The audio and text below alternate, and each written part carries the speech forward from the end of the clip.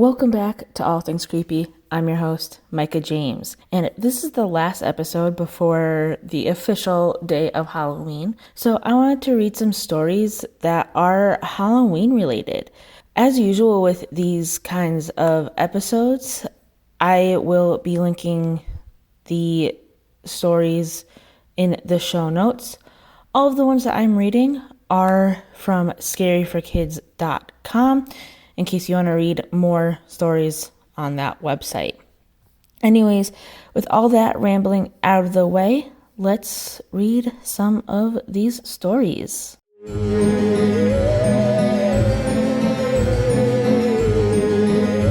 Halloween candy.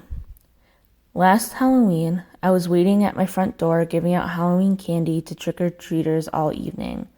Some children came alone, some were accompanied by parents. When they all held out their bags, I happily dropped the sweets and treats inside. As it grew dark, things started to die down. When it seemed like nobody else was going to come, I decided to call it a night. I was just about to turn my porch light off and go to bed when there was a knock at my door. It seemed much too late for children to still be out, but I grabbed a handful of candy and opened my door. There were 2 children standing on my porch, but they weren't wearing costumes. They were the strangest children I had ever seen in my life. Their skin was waxy and ghostly white. Their eyes were completely black. Their teeth were jagged and too big to fit in their mouths. The entire look was more disturbing than anything I had seen before, but their clothes were just plain, ordinary shirts and pants. Confused, I asked them, "What are you supposed to be? Some kind of monsters?" "No," said the children as their mouths widened into broad, leering grins. "Tonight, we're just as humans." Filled suddenly with a chilling sense of impending doom, I slammed the door and locked it tight. Through the peephole, I could see the 2 strange trick-or-treaters standing outside the door motionless. Then they began pounding on the door and telling me to let them in. The door shook and seemed like it was going to fall off its hinges. Then, just as suddenly as it began, it stopped. When I looked through the peephole, they were gone. The street outside was deserted. I don't know about you, but this Halloween, I won't be opening my door for anybody.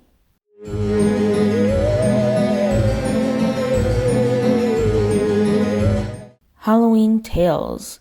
So this is like kind of a group of a bunch of Halloween stories. The Abandoned Factory. 4 girls were walking home from a Halloween party in 2002. They were walking by an old abandoned factory that stood next to a field. The factory was said to be haunted, and many people in the area refused to set foot inside the factory grounds. When they got to the middle of the field, one of the girls said it would be fun to explore the old factory. The other girls were scared at first, but eventually one of them agreed to do it just for fun so they could tell their friends at school about it. 2 of the girls climbed over the fence and the other 2 girls waited outside for them. After about 20 minutes had passed, the 2 remaining girls started getting worried. Suddenly, they heard blood-curdling screams coming from inside the old factory. It sounded like their friends. Terrified, the 2 girls ran all the way home. The 2 girls who went into the factory were never seen again. Today, the factory still stands.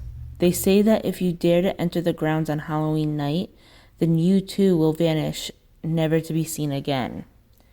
The Bus Driver. On a dark Halloween night in 2003, a bus driver was traveling down a deserted street when he saw a beautiful young woman at the side of the road.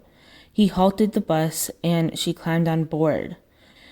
The woman took a seat at the back of the bus and stared straight ahead. When the bus driver looked in his mirror, he noticed that the woman was staring directly at him, never blinking. But when he looked back over his shoulder, the woman was sitting with her back to him. The driver began to get really creeped out. He couldn't understand what was going on.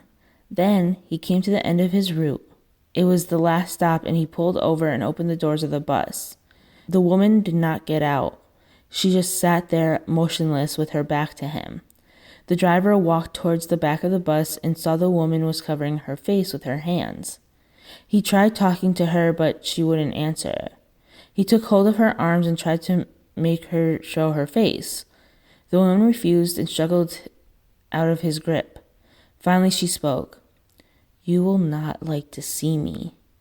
And suddenly she dropped her hands and turned. Her face was horribly disfigured. Lumps of flesh were falling off and her skeletal face could be seen beneath. It is said that they found the bus driver the next morning lying unconscious outside the bus. He spent 2 weeks in a coma, and when he awoke, he had lost all control of his senses. They put him in a mental institution, and this is the story he told from his cell. Cemetery garlands. It was Halloween night in 2004, and a young boy was being picked up on by his brother and some older kids from school. They dared the young boy to go into the graveyard at midnight with a bunch of garlands and place one on each of the gravestones. Not wanting them to think he was a coward, the young boy accepted the challenge. It was a moonless night, and the inside of the cemetery was pitch black. The rusty gates of the cemetery opened with a creak, and the boy cautiously entered. He looks at his watch. It was midnight, the witching hour. Clutching the garlands tightly, he made his way to the middle of the graveyard. He was shaking with fear, but he tried to steady his nerves. He was afraid that if he returned without completing the task, the older boys would laugh at him. Moving slowly through the cemetery, he got the distinct feeling that someone or something was watching him.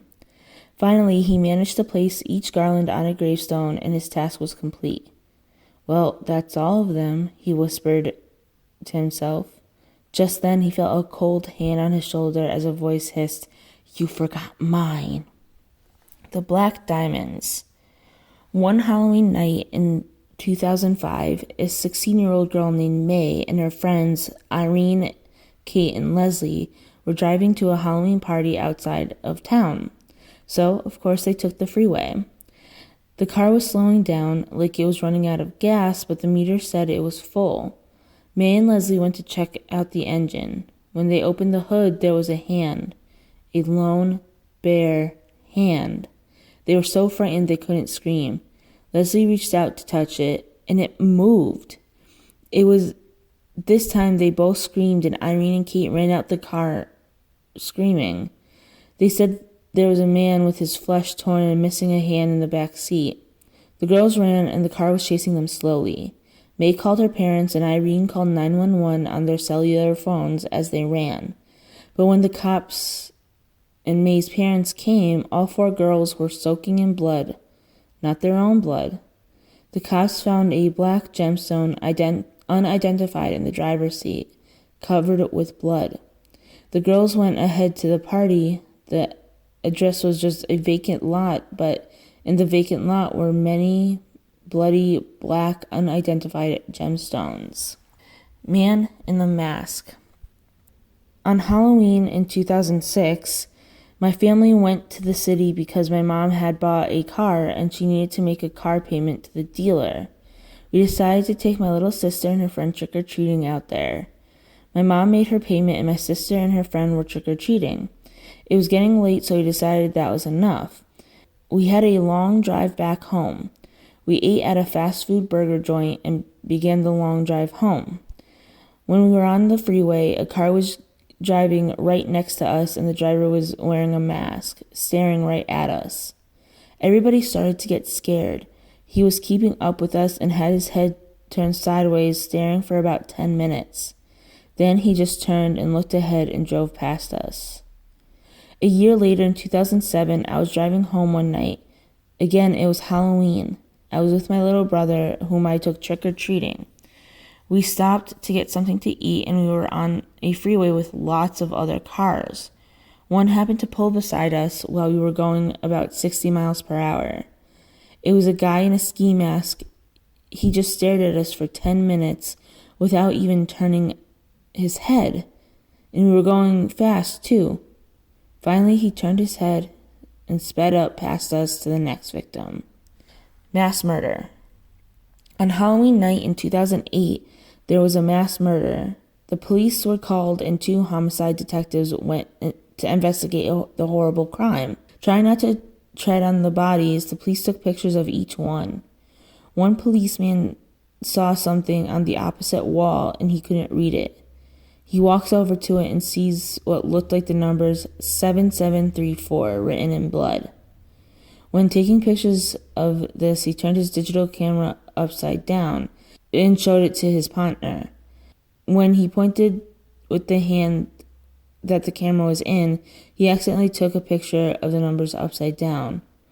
The policeman was about to delete the picture when he realized something. The numbers were now a word. The word was hell. This is the last one of the bunch. Trick gone wrong. On Halloween in 2009, 2 boys wanted to play a prank on people in their neighborhood. There was a small road that ran next to the cemetery. They decided to climb the trees that stood opposite each other. Then they both held either end of a fishing line and stretched it across the path. When someone came walking down the path, the boys pulled the fishing line tight and would throw the hat off of anyone who was passing by. The first victim came down the path and they pulled the fishing line. The man's hat was knocked off and he ran away terrified. Pleased that their prank had worked, they decided to do it again. They saw a tall black shadow approaching and lie in wait. The kids got ready, and when the shadow passed, they pulled on the fishing line with all their might. Then they heard a ripping noise and saw a severed head rolling along the ground.